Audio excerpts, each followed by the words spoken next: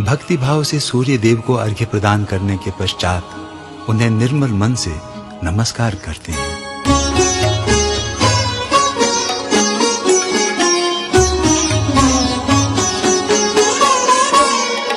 ओम जो देवेभ्य आतपति जो देवानां पुरोहितः पूर्वो जो देवेभ्यो जातो नमो रुचाय ब्रह्मये।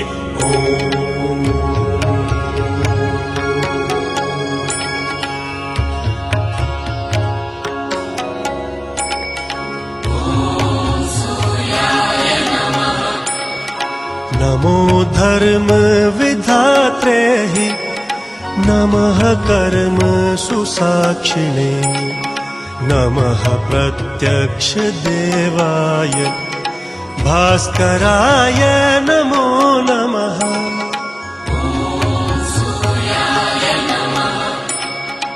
एक चक्रो रथो यस्य दिव्यः कनकभूषितः स मे भवतु सुप्रीतः पद्महस्तो दिवाकरः।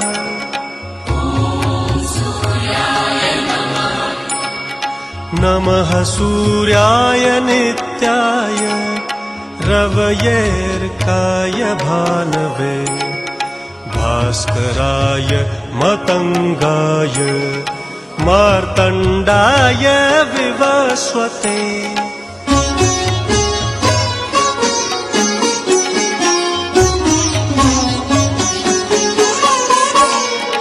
विष्णवे ब्रह्मणे नित्यं त्र्यंबकाय तथात्मने नमस्ते सप्तलोकेश नमस्ते सप्तसप्तये।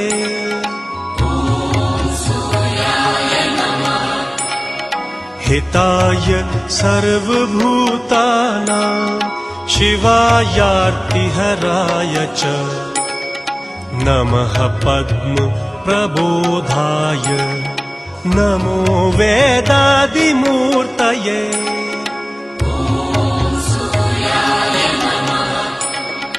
काधिजाय नमस्तुभ्यं नमस्तारासुताय च भीमजाय नमस्तुभ्यं पावकाय च वै नमः।